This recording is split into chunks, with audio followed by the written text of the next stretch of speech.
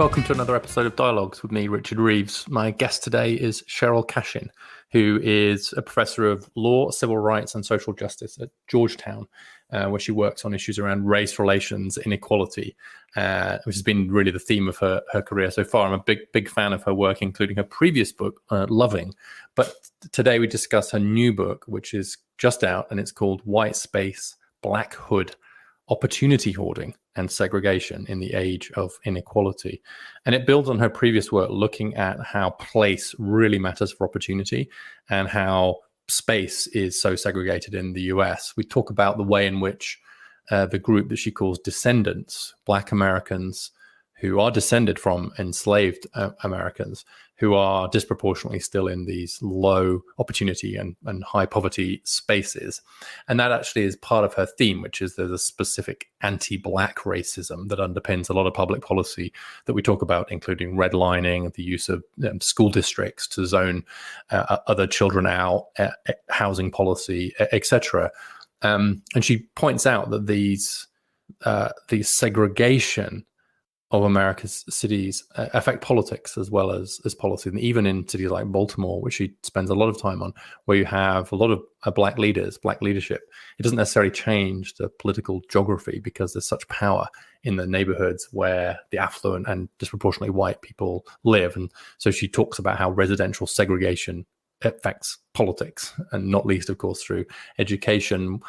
We talk about some of the mechanisms through which that happens. We talk about what we might do about it, including housing desegregation, which can help drive school desegregation. We talk about cultural dexterity. That's her term for predominantly white people and their ability to see what's happening around them and to navigate a multiracial society. And I do think this kind of builds on her previous work, which focuses on the importance of relationships. I think that's why she's so in favor of integration, because she sees relationships between people as really the way to make progress in terms of racial justice. And I think it's probably appropriate then that we end on the issue of love, which she does also write about, and the importance of love, what she calls agape love, for politics and for public policy and in order to make progress. So I really enjoyed the conversation. I really enjoy her work, and I hope you'll enjoy it too. Sheryll Cashin, thanks for joining me on Dialogues. Thank you for having me, Richard. So I've followed your work for a long time now, and excited by your new book and the chance to talk about that, which it's a very timely book for sure, about race equity and how that's manufactured and sustained through space, and how, in your terms, white spaces require Black hoods, to use your language. And so this issue that you've written a lot about of segregation, this issue generally of segregation and equity has actually animated much of your work, it seems to me. And you talk a bit about your family background in the book, but could we start by just getting a sense of your own journey, what your upbringing was like, and how you got drawn to this sustained work you've done around race equity? Thank you so much for that question. I was born and raised in Huntsville, Alabama, the child of civil rights activists and political activists. My father was a dentist by avocation, but an agitator. I switched it by vocation and an agitator by avocation, right? Yeah. So, my mother took me when I was 4 months old to a sit-in at a Walgreens and got herself arrested with me in her arms. I mean, Huntsville police were not like the Birmingham police. It was part of their planned publicity stunt to get attention to the Huntsville civil rights movement. And my parents and their friends, including the Unitarians, we were the only Black family at a Unitarian church. But, they intentionally were part of a biracial Black-led civil rights movement that desegregated public accommodations in Huntsville well before the Civil Rights Act of 1964. And then they integrated schools. Me and my brother were integration pioneers in schools. And we moved, this is interesting, from an all-Black historical neighborhood to overwhelmingly white space, so that my partially deaf brother could access the only school in the city that has services for hearing impaired children, right? Mm. And, my father, then they tried to desegregate politics. My father and others founded an independent Democratic Party when the regular Democratic Party in Alabama was dominated by George Wallace and very much committed to white supremacy and maintaining segregation. My father ran for governor against Wallace in 1970 to head a ticket that had Blacks and liberal rights running for all kinds of offices, particularly in the Black Belt of Alabama. So I grew up licking NDPA stamps, and I wrote a memoir about this. But my emotional inheritance from my parents was this idea of agitation. For them, the only life worth living was one where you spent your waking hours advocating for people who had less than you. Particularly for them, it was dirt poor Black sharecroppers in the Black Belt of Alabama. And so I grew up with this value of seeing the most oppressed Black people as equal to me, as just as talented as me, but and capable if they were given a chance. So my whole academic career has been about segregation, but for whatever reason, I've always been fascinated with land and development patterns. And so I've been wrestling with this issue for 30 years, from being a White House staffer in the Clinton administration to a law professor and academic, and then, so-called public intellectual. I just can't let it go. And it feels to me like what I figured out, and it took me 2 decades to figure this out, and I presented in this book. I argue that we have a system of caste, and geography is at the center of it. Increasing. Yeah. Well, I'll stop there. Yeah, that's the way you talk about it through space. And I knew a little bit of that family history, but I didn't know all of it. And so it wasn't as if there was some moment, a turn for you towards these issues of racial justice. It was like literally in your mother's milk. It was there from the beginning, and so you right? There wasn't a moment of like, there wasn't a moment of recognition for you as there is for many. So I want to dive into some of the really fascinating parts of the book. I want to start with how you define the group you're most interested in, and you define them as descendants. And I'm going to quote from the book here. You write the following: "I call the Black people trapped in high poverty neighborhoods descendants, in recognition of an unbroken continuum from slavery. Occasionally, I also use this honorific to describe Black Americans like myself who do not live in the hood, but descend from the long legacy of slavery." I find this definition of the group in question absolutely fascinating, particularly in light of current debates about race and racism and people of color and so on. And it feels to me like you're zeroing in on a very specific kind of racism, anti-Blackness, I think you call it elsewhere. Am I reading it correctly that you're trying to make a distinct case that there's a particular form of racism that is sustained against particular groups, and in this case it's Black people, and it's especially the people who are, to use your language, descendants? Or to put it in a more open way, why do you spend so much time kind of defining the group when some of the trends in society are the other way? It's to make much more of a coalition of people of all people of color. Okay, well, I wrote a book called Place Not Race that dealt with the mutual oppression of people locked out of high opportunity neighborhoods, right? This book, I wanted to share with the reader what I came to understand, right? The dominant experience for Black Americans in terms of oppression in the 20th century is born of residential segregation, right? And I make it clear in that both the introduction and the conclusion. I'm not saying that other groups, including economically struggling whites don't experience oppression. But this book was explaining that anti-Blackness, hostility toward the 6 to 7 million Black great migrants who left the South to escape another anti-Black institution, Jim Crow, that everywhere they went, the main response to them was to contain them in their own neighborhoods, redline and cut those neighborhoods off from all the kinds of public and private investments that build wealth and the good stuff in life that were rained down on white neighborhoods. And that the system of residential caste we live with today, and everyone's ensnared in it, was born of that anti-Black hostility. But I chose the word descendants because I thought that it helped to underscore the connection. Each time this country seemed to have put to bed a peculiar Black subordinating institution, it created another one, right? From slavery to Jim Crow to the iconic ghetto, right? They're all born of white supremacy and anti-Blackness, right?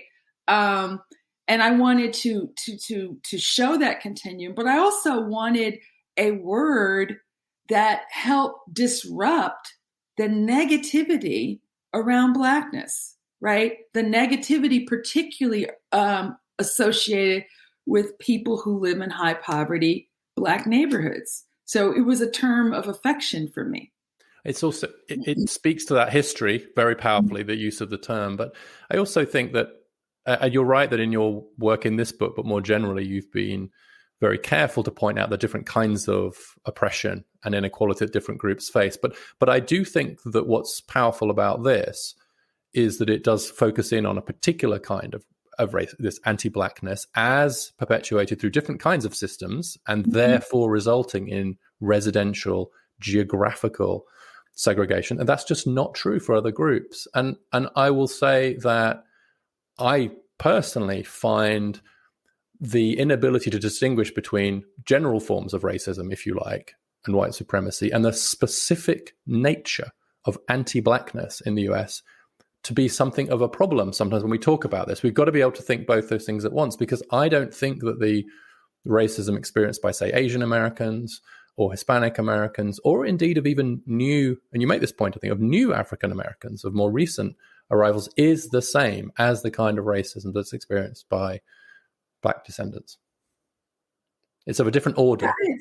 You're like the first interviewer who gets this. Yeah, but you don't want to say, it's sort of, if you say that, it's almost like to somehow diminish the other kinds of racism, but it's not, right? I don't. And I say, I say that ancient and present stories of oppression need to be told and retold. And I tell the story of one strain of oppression that happens to ensnare everybody, so we understand it, right? But I'm not denying it, and I'm not that other forms don't exist. What I'm also saying that when it comes to opportunity, and your work speaks a lot powerfully to this, and the hoarding of it, geography is key, right? And so I think we need in post-civil rights, in pre-civil rights America, there was a caste system that was, particularly in the South, which was based exclusively on race.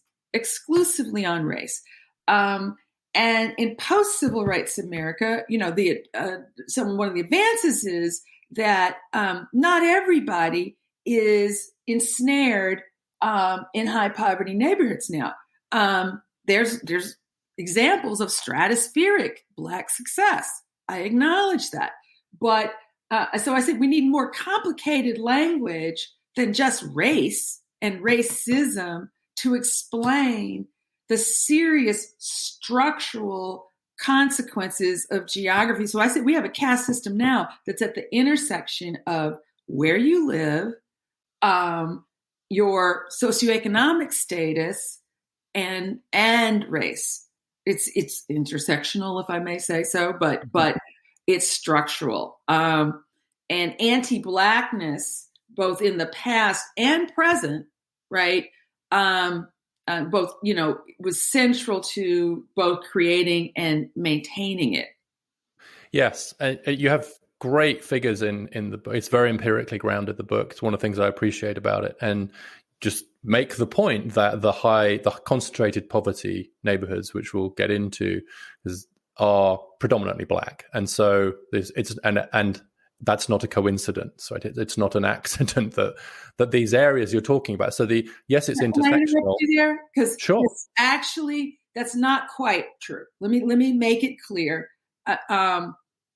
If you look at, and I'm sure Brookings has these numbers, right? If you look at concentrated poverty census tracts defined as 40% or more of the people who live there are poor. I can stop and get you the exact figures, but a number of them are majority Black.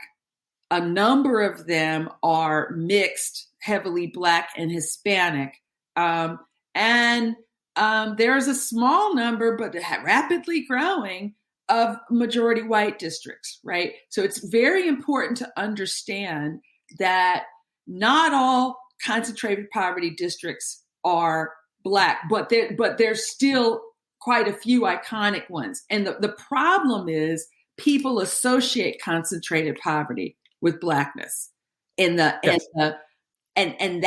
those negative stereotypes about people who live in the hood are the signature difficulty we have in creating a politics for more inclusive policies. But I try very, very hard to tell the truth about the systems set against people trapped in high poverty neighborhoods. But using the word the hood, the risk is that everybody thinks concentrated poverty is only Black poverty, and it's not. Right. Actually, you also make the good point that the language changes, but the connotations remain the same. So you discuss how we went from ghetto to inner city. I think almost sometimes people can talk about urban. You can sort of use phrases like the urban poor. Right. So in some ways, I completely understand the struggle that you had. I think you perfectly balance it, by the way. But because on the one hand, there is this sense of, like, if you talk about in this concentrated inner city poverty, right? And by that you're allowing dog whistle. So in some ways, the very segregation that you identify makes dog whistling easier. And I think that you say that, in fact, in practice, right? So what it does, it allows people to use geographical constructs as a dog whistle to race, but only because it's true enough that there is this level of segregation. And you're trying to simultaneously point to the segregation, but also disrupt the narrative that that's just about race. Is that a fair summary? Yeah. The social distinctions that come naturally to people become much more efficient when you overlay geography with it, right? And when you see distressed neighborhoods that are heavily Black and brown, what people will see that distress and associate it with the people who live there. What they don't see is nearly 80 years of systemic disinvestment, from the marking of majority Black neighborhoods as hazardous with a D rating in the 30s, but it's so easy and cheap, right? To just, this is what Trump did, right? You notice in his rhetoric, Democratic-led cities with a lot of Black people he always referred to them as infested. He did it constantly. Infested, rat infested, violence infested, crime. He was the most transparent participant in this. I thought we were done with that, but he was closer to George Wallace than Richard Nixon in his dog whistling about Black neighborhoods, right? Now, all that law and order rhetoric came right from them, right? It's with Trump, honestly, I think we got to the point where he almost put the dog whistle aside and just picked up the plain old normal whistle. One of the things I want to talk about is the way in which white spaces require the concentrated poverty spaces, or the so I think we've now had a very useful exchange about like what we're presuming here, but I think we've now got permission to talk a little bit about the hood, as you call it. Mm-hmm. And you say very strikingly, I think this is a really important point here that's very often lost, is that it's not just that these white spaces, the affluent, upper middle class places that you and I have both written about, it's not just that they're separate from those other predominantly poor areas and which are disproportionately black, but they need them. You actually say white space would not exist without the hood. And so that's such an important kind of causally linking the possibility of having these white spaces and low poverty areas, which are predominantly white, with those others, I think is a really important innovation, because you're connecting them causally. You're saying these spaces are only possible because of those spaces. Why do you say that? How does that work? Well, this is what I mean by a caste system. It's not just that people who are trapped in the hood are at the bottom of the social order. It's just, you can go right on up to the most persistent types of neighborhoods are majority white and increasingly Asian, frankly, poverty-free, high opportunity neighborhoods that have the best of everything, perhaps with the exception of traffic. But other than that, the best of everything on every dimension. And at the other extreme, high poverty neighborhoods that are systemically disinvested in, and really social. It's getting increasingly harder to get into the high poverty neighborhood, and it's increasingly harder to get out of the iconic hood.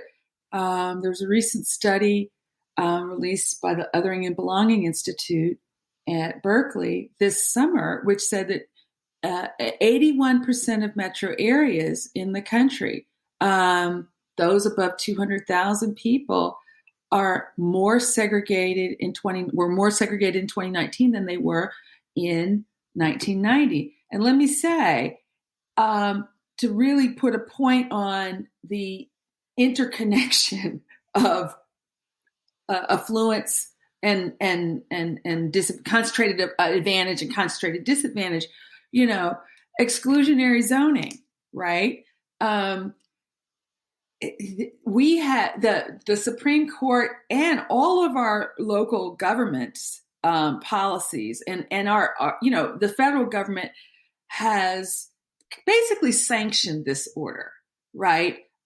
Sanctioned the idea that it's perfectly fine for suburbs, high opportunity places that have control of the zoning power to use that power to exclude any type of housing other than detached single family homes that cost a lot of money, right? That is a regime of exclusion, right?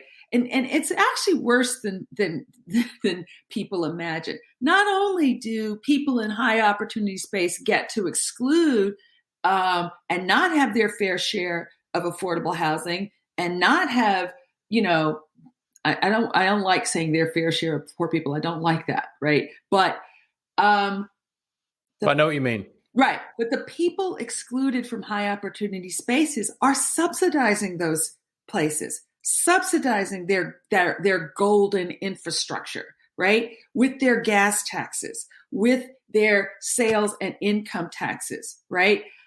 These places tend to vacuum up much more than their fair share of limited public and private resources from infrastructure. And I tell some of those stories. Much of this is a story of political power, even in cities that are run by black mayors, majority black council members, such as Baltimore. There's still the power of the affluent suburbs or the upper middle class areas and the business lobby and so on too. And that gets refracted through policy. And so the residential caste system you describe then generates inequalities of political power, which makes it very difficult to you say even with the best will in the world, it's just incredibly difficult to unpack this caste system once it's in place, right? Great question. you just have such great questions. I can't thank you enough. You've hit the nail on the head, right? And this is what I came to understand. This is why I called it a caste system, right? Residential segregation not only affects opportunity, it alters politics, right? What have we done? What the state has done. You have communities of abundance in direct horizontal competition with communities of need for limited resources. Surprise, surprise, they tend to win over and over and over again, right? There's concentrated wealth, there's concentrated political influence, right?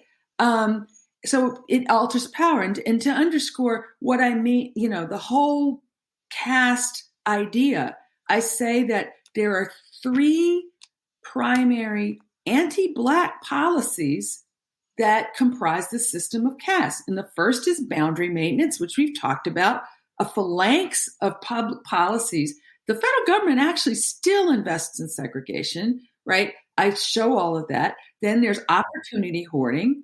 And that's basically the ways in which high opportunity places have the best of everything and are able to exclude others from participating in it and getting more than their fair share of public and private investment. And then the third, which we haven't touched on yet, but will be familiar to a lot of people, is stereotype-driven surveillance of Black bodies, right? Those three processes, which are not the past, they are today, persist. But I'll say the beauty of once you understand it, and I take pains to show all of this, then you have clarity about what we do need to do to move forward. Reverse and yes. the processes. I think that's right. The way that these interlock, I think the kind of interlocking systems that you describe, and you've drawn, as I have in some of my work, on Charles Tilley's work here in Enduring Inequality, where you talked about those three. And so we've talked about some of them about already, and we'll perhaps get to surveillance. But the way that they overlap is very often in education. And I think about they have the education system and the housing market kind of overlap. And the way I talk about this sometimes is like, if imagine a world where you could segregate yourself away as an affluent person into neighborhoods, and then you could organize your schools on the basis of geography, so that meant that you're inside a certain attendance zone, catchment area, so your kids go to that great school. It's relatively low poverty, relatively low crime, etc. The only thing that could go wrong is if you couldn't control the boundary. Oh, great, zoning. So I've got zoning to do that. And then the only thing that would make it even better is if I could get a massive mortgage interest deduction to allow me to spend even more money on this big single family home. And so the way that the tax system, the federal tax system interlocks with the local zoning system, and then it plays out through schools. And I want to talk a bit about schools. You spend a lot of time on this issue of how educational segregation mirrors and amplifies residential segregation, which is almost inevitable in a system where you've got these attendance zone systems. And then you get this, I love this idea of horizontal competition for resources, and you get that mostly in schools. So you've talked a lot about housing already, but doesn't the rubber really hit the road when it comes to the way that space and place impact educational opportunity, because we have this geographically designed system? Right. So education is one of the few possibilities for a person through their own individual effort getting out of a low opportunity place, right? But the systems are set against us, because what do? In the United States of America, unlike our competitors of OECD nations, our competitors of OECD nations, I cite a study about this, they put extra resources and their most talented teachers in disadvantaged places. In the United States, we do the opposite. We put more resources and the most experienced and best of everything in high opportunity settings. And, to put some figures on it, I cite a study which shows that every year we spend about $23 billion more in majority white school districts than in other school districts with the same numbers of children. That's $23 billion more. And, it's not rocket science. Children in high poverty, disadvantaged schools, some people call them apartheid schools, success is aberrational, right? So either you're going to desegregate your schools, which is unbelievable resistance to that, or you're going to put extra resources in concentrated poverty schools. There's some studies that show that if you can reduce class size such that the ratio of child to teacher is something like 4 children to every adult, you can actually achieve some excellence. But the politics is completely set against doing that. So, yeah, you saw it in Charlotte, you saw it in Seattle, you see it everywhere. There's actually this great New York Times podcast. You probably know it, Nice White Parents. Which I haven't listened, I've heard about it. Sure, right. It's quite a listen, and it was painful listening for a lot of white liberals in particular. I think, right. Who have the right views and the right signs in their yards, but when it comes to school integration, don't necessarily show up in quite the same way. But you do have this quite interesting example of Louisville, where they actually, I think, by desegregating the school, that's too strong, by making the schools more integrated, by detaching it from geography, actually the reduced residential segregation. And that's really interesting because I think most people think, oh, look, because we'll have to do housing desegregation, residential desegregation in order to desegregate our neighborhood-based schools. And that feels intuitive. But they did the opposite virtually, right? Is that, and you're quite positive about their experience. Right. And I wanted to give some positive examples so people didn't feel hopeless, like there was nothing we could do, which is not true. And so I tell the hopeful story of my best friend in college was from Louisville. So I had to learn to say Louisville. Louisville. Okay. Louisville. I'm trying. Yeah.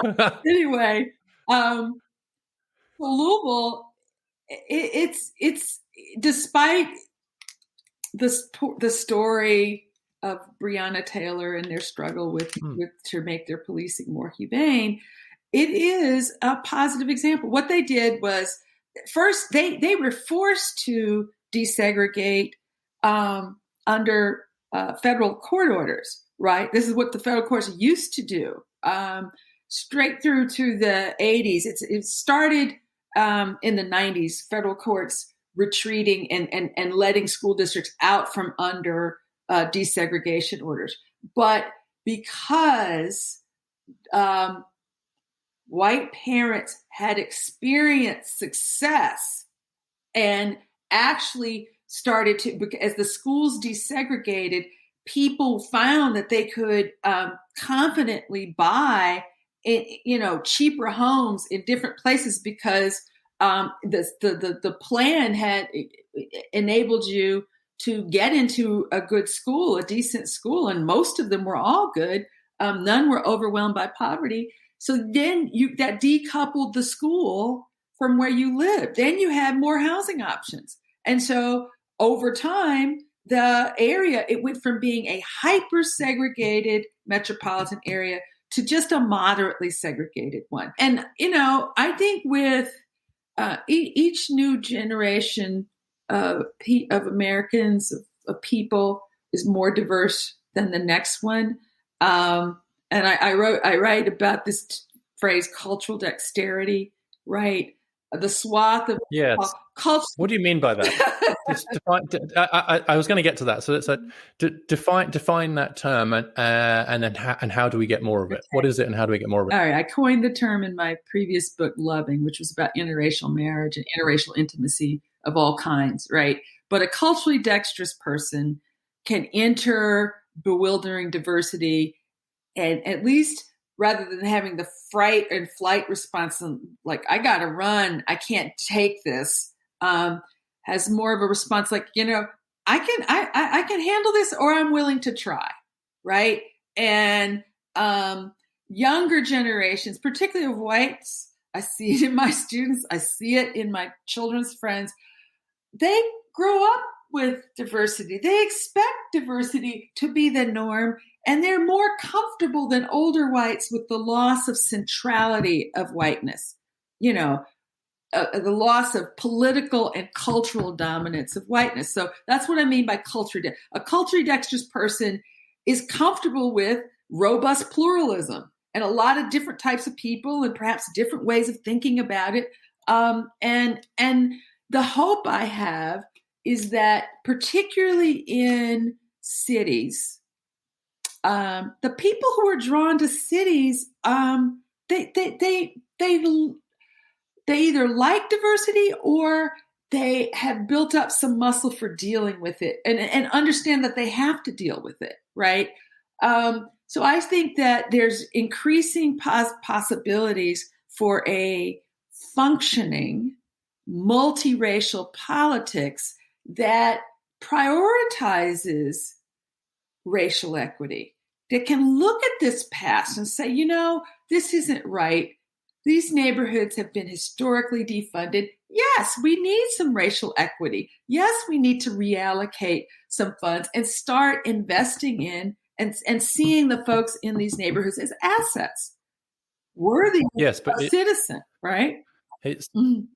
It does require these virtuous circles that you describe, I think, and to create a new equilibrium. So one of the things that creates cultural dexterity is spending more time with more diverse people. But in order to get that, we have to desegregate our institutions and our neighborhoods. Once you do that, then you might create a new equilibrium. I was interested in the Louisville example. So we think about new policy equilibriums or market equilibriums, but you're talking about a new political equilibrium as well, a new understanding of the problem. You have to, and this comes back to my childhood, right?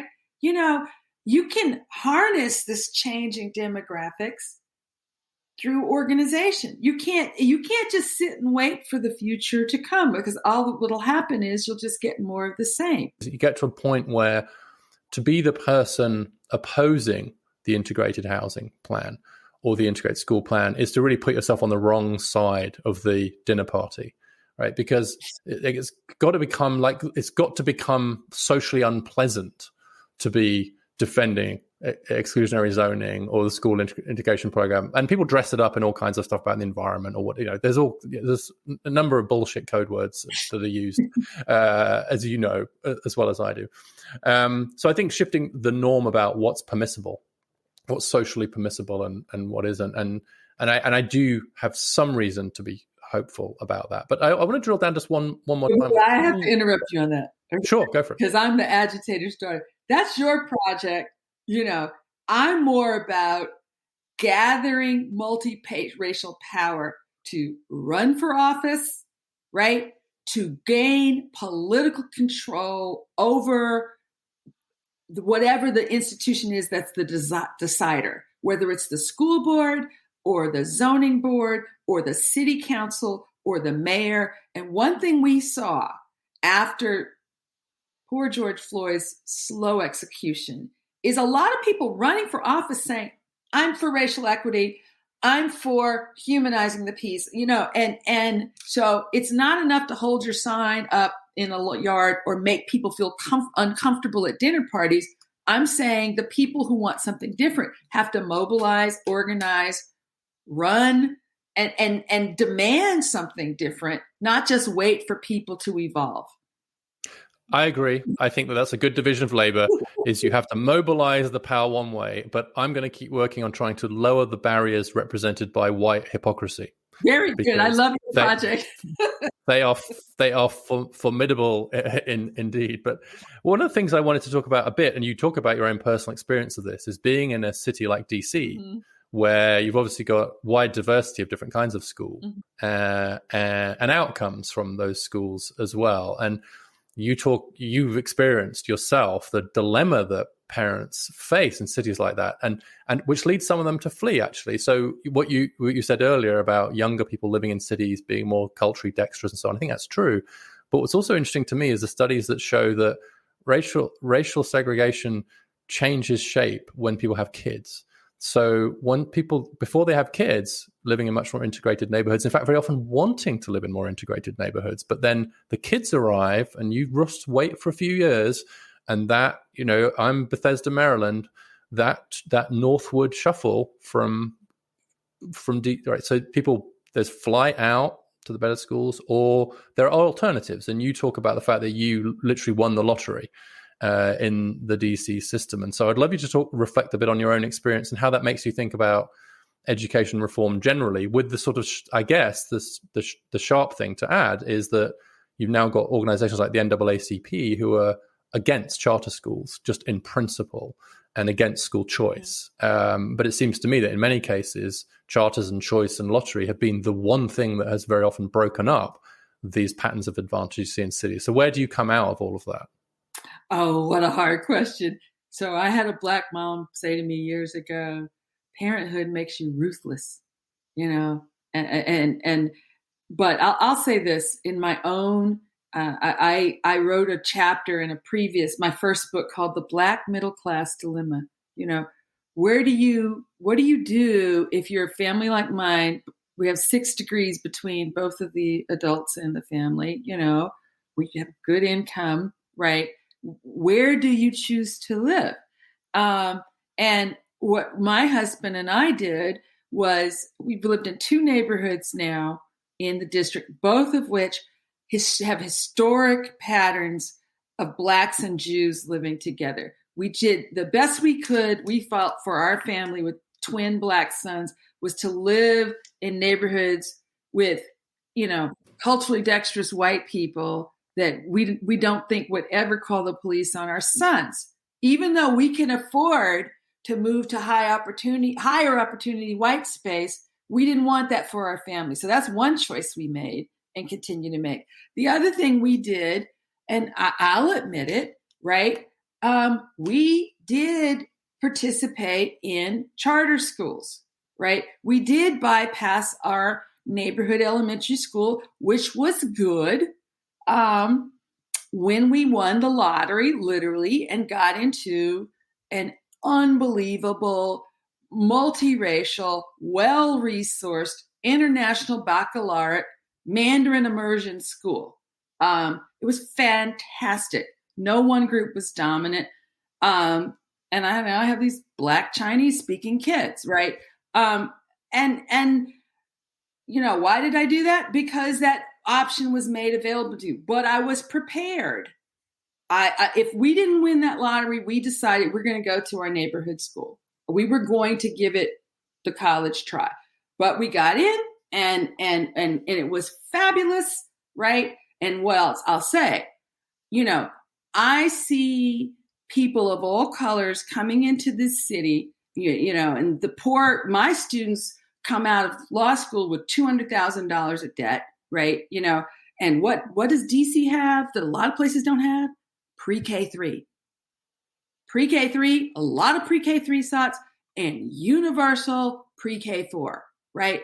That gets a lot of people's attention, and and more whites than you might think are staying in the city and participating. Now, here's the dilemma about charter schools, and you're right, okay?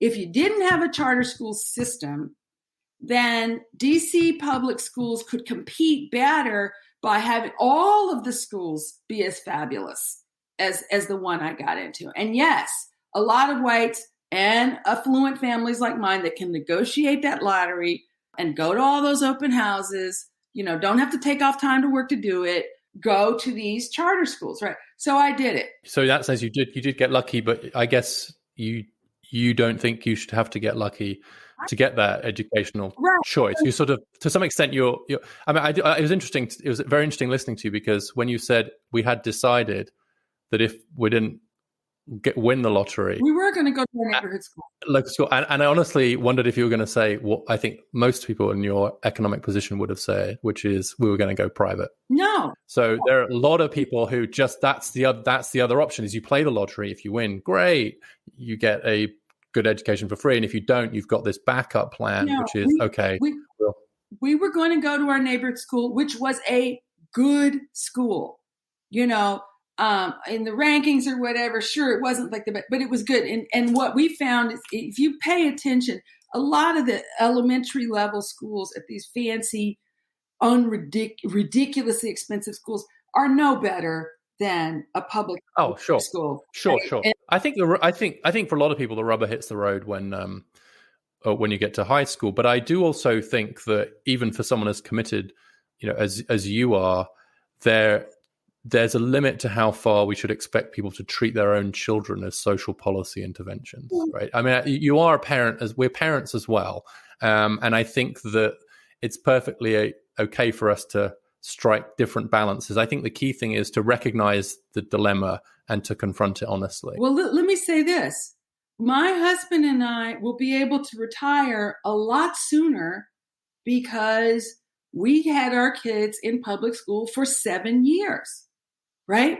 We're actually doing pretty good, right?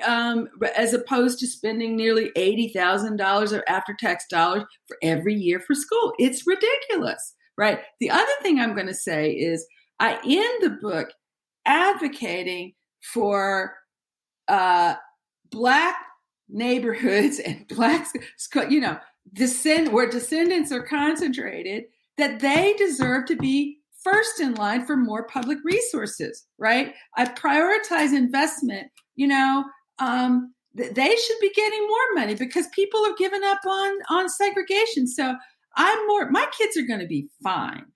They're going to be just fine. I'm not obsessed about it. They're going to be fine. And I was like, there's always Morehouse, right? And Fisk. And there's these fabulous institutions. They're going to be fine. These kids have the best life imaginable. They've been all over the world. I wish I had their childhood. But descendant children, all children trapped in high poverty, under-resourced schools are not going to be fine. And it is immoral. So I'm advocating for them. You're trying to change the, not just rebalance the flow of public funds, but to inverse them. So invoking the Matthew principle that the least shall be first, and you quote the least should be first, the last should be first, because we have made them last and treated them last for decades, and it's immoral. It's immoral. If you spend time, I have an entire chapter which shines a light on, and what it means to be a descendant living in the hood. You have to be superhuman to overcome all the structural disadvantages from, health, right? To heat, to violence, to crappy schools, to police living in occupied territory. And, the kinds of disadvantages that affluent parents wipe away. Affluent parents spend money to wipe away every conceivable disadvantage that their child might face, and sometimes cheat to put their child where they don't deserve to be, right? Oh, sure. I mean, honestly, they always cheat. It's just a question of whether we cheat legally or illegally, but the whole system is engineered to cheat in one way or another. And I should say, this has been implicit in everything we've talked about and in most of your work, but what you just said is a reminder that place matters in and of itself, that neighborhood effects are real, which is why concentrated poverty is a problem over and above just the fact there's lots of poor people. It has these other effects, or it has other effects on the neighborhood environment, which predict how well you're going to do in life. So I think that's just kind of worth drawing that out, because and I think it's actually a central part of your argument, right? Because it's not just poverty that's the problem. It's the fact that you concentrate the poverty in certain areas. Concentrated poverty. And this is Raj Chetty's work, right? There's very little social mobility in high poverty settings. But, a lot of places are different. And the places at the top of Chetty's rankings for places where there's social mobility for poor children, they tend to be more integrated. They allow poor people to live among the middle class.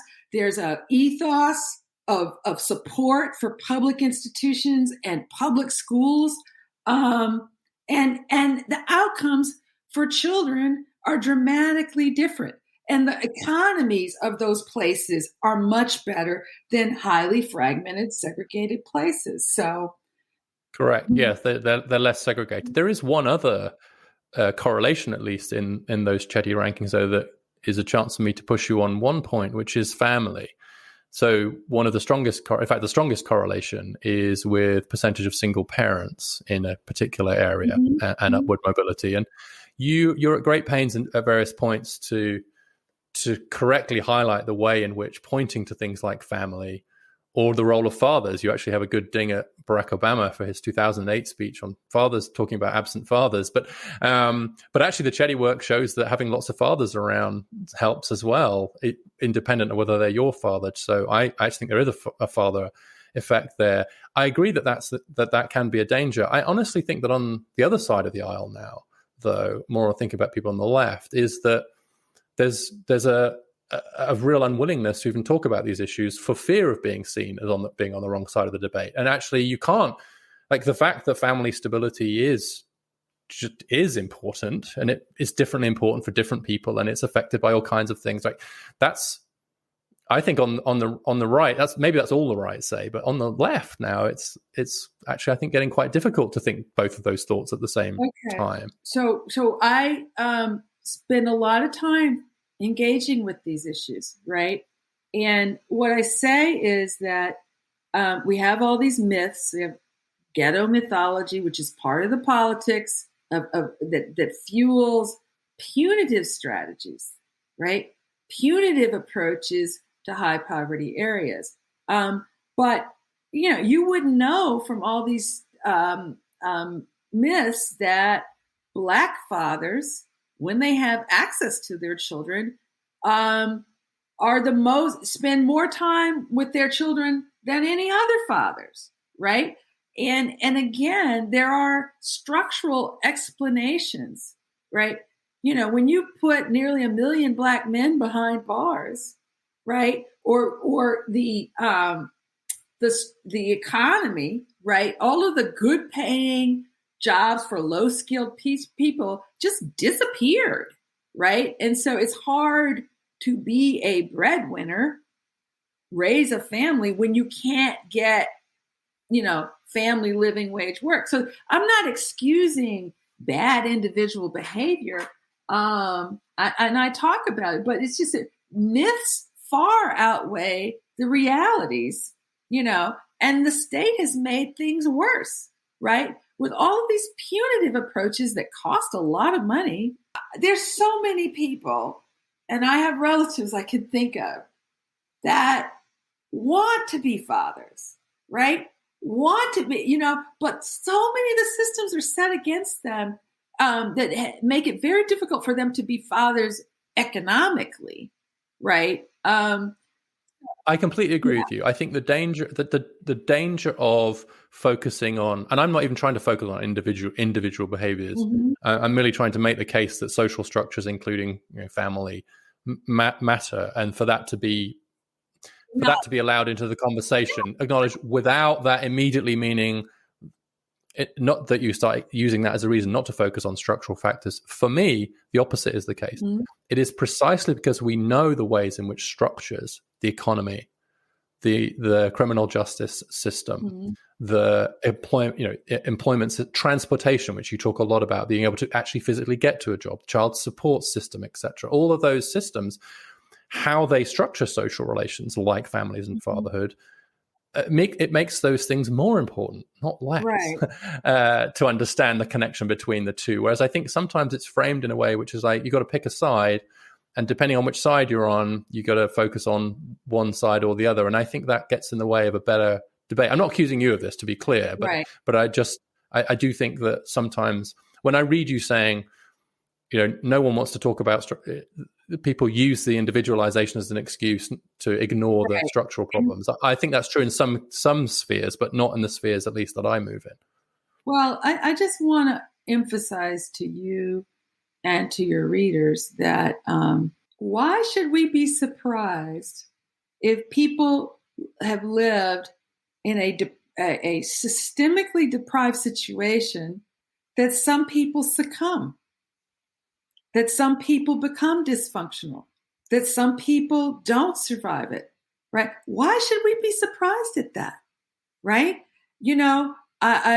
This is, I think Samuelson's work in The Great American City. He talks about that, right? That that's not surprising, right? No, it would be all the other way around, right? And I'll say that what I try to bring home in the book is that in majority Black neighborhoods, even middle class ones, what they have endured is cumulative trauma from intentional anti-Black policies, right? That other neighborhoods have not endured, right? And we should not be surprised that some people succumb, right? We shall have overcome when a person doesn't have to be superhuman to leap over those structures. The society celebrates the people who get out. They could just be human and treated as exactly. And then those exceptional people are used as a way to justify not investing in everybody else, because they prove that it's possible, but they are. And actually, I mean, it happens on all sides, I think. And what that leads me to, actually, the last thing I wanted to talk about. I realize we haven't covered everybody. I strongly recommend this book and all your other work. And just in case I forget at the end, dude, that you strongly recommend reading it. We're just getting started, but the book is called White Space, Blackhood, Opportunity Hoarding and Segregation in the Age of Inequality. I want to finish on love. Mm-hmm. This is something you've written about before, and I actually thought your last book, Loving, was a beautiful book, and we've talked about that, offline before. And you finished this book, like, you quote bell hooks, and you talk about the importance of love and why it matters in how we think about these issues around public policy. And it's such a moving and surprising way, in some ways, to finish a book that I think has lots of hope. And we haven't talked about all of there's lots of stories of hope in the book too, which I think is great, but also lots of maps and figures, and it's empirical, it's personal. But why is love important, and what does that mean? So that's my final chapter, entitled Abolition and Repair. And I cite bell hooks and other, frankly, radical Black thinkers. But what my argument is that the biggest barrier to transformation, abolition and repair, in my view, is changing the lens in which people see Descendants from one of presumed thug to presumed citizen. It's like from going to a punitive, fearful, stereotyping vision to one that's sort of like Dr. King's agape love. Yes, you're a citizen too. I welcome you and I love you in an agape sense, right? I see you as an asset. I see you as a three-dimensional human being worthy of inclusion, and not just worthy of inclusion, but capable of charting your own course to prosperity if you're given a chance, right? And also the other thing, what do you get when you apply a lens of love? You're also learning to apply it to yourself, right? And to experience the joy of being part of a movement that lives up to our professed ideals, that lives up to what you claim you want when you put the sign in your yard, right? You gain so much more if you can put aside all that nasty, toxic stuff that, politicians and everyone else have put out there, and enter into a community premised on agape love. I want to be a part of this. I want to experience it myself. I want to spread it to others. Well, maybe in the end, there is nothing more radical than love itself. So, thank you so much for joining me, Sheryll Cashin. It's been a real pleasure. Thank you. I really enjoyed it.